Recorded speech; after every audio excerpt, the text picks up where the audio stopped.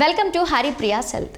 ఒకప్పుడు స్తంభన లోపం వంటి పురుష లైంగిక సమస్యలను చాలా వరకు మానసిక సమస్యలలాగే పరిగణించి కొట్టిపారేసేవాళ్ళు, లేదంటే కౌన్సిలింగ్ వంటివి ఇచ్చేవారు.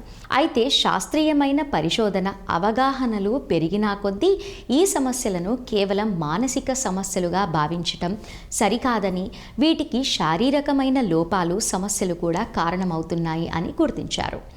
ముఖ్యంగా హార్మోన్ సమస్యలు, దీర్ఘకాలిక మధుమేహం, రక్తనాళాల సమస్యలు, నాడల పనితీరు తగ్గటం వంటి ఎన్నో అంశాల స్తంభన పట్టుత్వాన్ని ప్రభావితం చేస్తాయి అని గుర్తించారు. ఈ నేపథ్యంలో పురుషుల లైంగిక సామర్థ్యాన్ని తక్షణం తాత్కాలికంగా పునరుద్ధరించడంలో వయాగ్రా ముఖ్య పాత్ర పోషిస్తుంది అని పలువురు సెక్సాలజిస్ట్ అభిప్రాయపడ్డారు. పాశ్చాత్య దేశాలలో ఎన్నో జంటలు విడాకుల వరకు వెళ్లకుండా చూడటంలో కూడా వయాగ్రా ముఖ్య పాత్ర పోషిస్తుంది. స్తంభన లోపం అన్నది ప్రపంచవ్యాప్త సమస్య.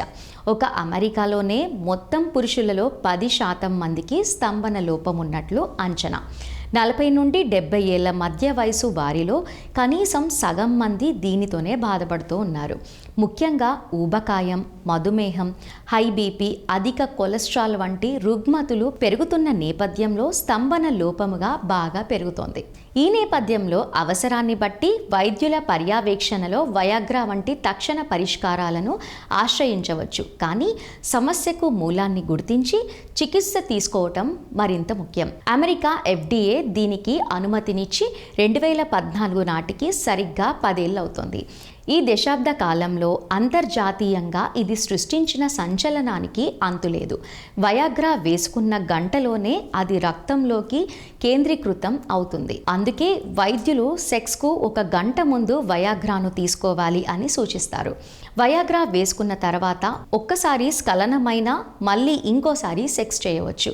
అయితే 4 గంటల తర్వాత అది క్రమేణా ప్రభావం తగ్గుతుంది. అయితే వైద్యుడి సలహా మేరకు మాత్రమే వయాగ్రాను వాడాలి. వయాగ్రా వాడకానికి కొన్ని దుష్ప్రభావాలు ఉండొచ్చు.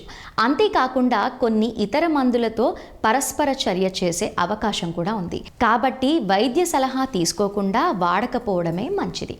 నెక్స్ట్ వీడియోతో మళ్ళీ కలుద్దాం.